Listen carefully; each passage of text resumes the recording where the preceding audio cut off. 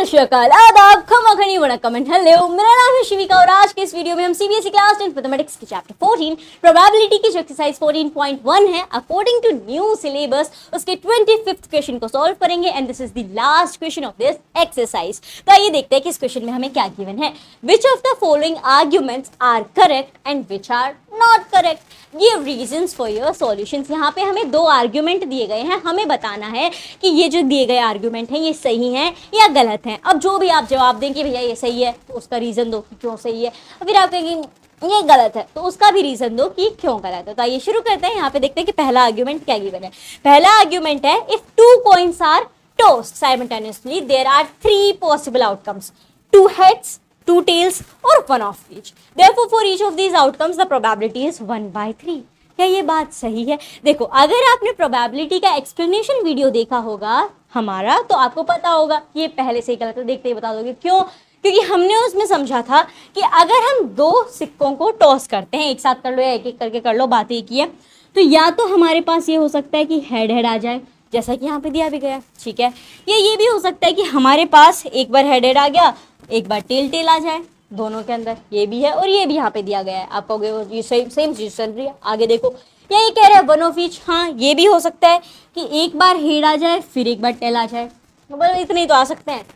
ये भी तो हो सकता है कि नंबर इधर का उधर बदल जाए, यानी ये भी हो जाए कि पहले वाले में टेल आ जाए और फिर हेड आ जाए, ये भी तो पॉसिबल है। सीक्वेंस भी तो बदल सकता है और वो सीक्वेंस बदल गया तो एक नया आउटकम भी बन गया। तो यहाँ पे अगर हम देखें तो टोटल अगर हम दो सिक्कों को टॉस करते हैं तो टोटल 4 पॉसिबल आउटकम्स होंगे। दैट इज एक बार हेड हेड, फिर एक बार टेल टेल, फिर हेड टेल, फिर टेल हेड, यानी सीक्वेंस बदल सकता है। तो ये क्या हो गया? गलत हो गया। इसके लिए अब हम क्या लिखेंगे कि जैसा अगर हम देखें सो प्रोबेबिलिटी ऑफ गेटिंग, अब बताओ यहाँ पे probability of getting two head, दो हेड आ जाए इसकी कितनी संभावना है? तो एक ही बार हो रहा है यहाँ पे। अगर आप देखोगे तो जो पूरी कहानी बनी है उसमें एक बार ही ऐसा है कि दोनों सिक्कों पे दो बार उछाल ले जाए, दो बार टॉस किया जाए, तो एक बार ही दो बार हेड आ रहा है। तो यहाँ पे आपका फेवरेबल आउटकम हो जाएगा 1, टोटल आउटकम हो जाएगा 4, दैट इज 1/4।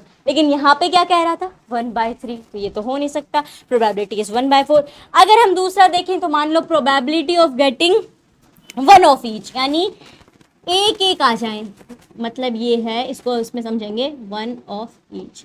जैसे मैं कहूँ कि हेड, आप 4 पॉसिबल आउटकम बता रहे हो तो उसमें एक एक बार हेड आ रहा हो, तो अगर हम यहाँ देखें तो एक बार हेड यहाँ पे आ रहा है और एक बार हेड यहाँ पे आ रहा है, यानी 2 बार ऐसा हो रहा है। हमारे फेवरेबल आउटकम क्या हो जाएंगे यहाँ पे? 2, तो टोटल कितने हो जाएंगे? 4, तो ये हो जाएगा 1/2।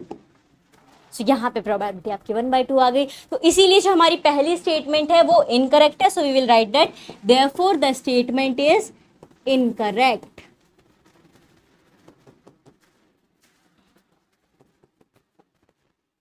ये तो हो गया फर्स्ट वाली का। अब हम आते हैं सेकेंड के ऊपर। This was for first one, इसको थोड़ा छोटा कर देते हैं। अब हमारे पास सेकेंड क्या गिवन है कि if a die is thrown there are 2 possible outcomes, an odd or an even number, therefore the probability of getting an odd number is 1/2। इस पूरे के पूरे घटनाक्रम को हम एक बार करके देखते हैं। देखो क्या कह रहा है कि डाइस है, उसे थ्रो किया गया तो उसके पॉसिबल आउटकम या तो ऑड नंबर होंगे या इवन नंबर होंगे। तो ये बताओ जब आप एक डाइस को थ्रो करते हो तो कितने नंबर आ सकते हैं? बोले 1 से 6 तक आएंगे। तो 1 से 6 तक आपके ऑड नंबर क्या क्या हो गए? 1, 3 एंड 5। इवन नंबर क्या क्या हो गए? 2, 4 एंड 6। ठीक है, यही चीज यहाँ पे दी गई थी, ठीक है, वो हमने लिख दिया। अब ये कह रहा है कि ऑड नंबर की जो प्रोबेबिलिटी है दैट इज 1/2। क्या ये सच है? बिल्कुल सच है। बट कैसे?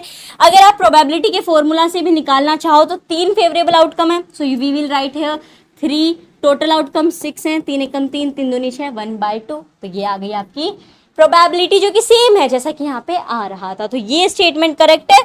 सो हम यहाँ पे लिख देंगे since 2 outcomes are equally likely,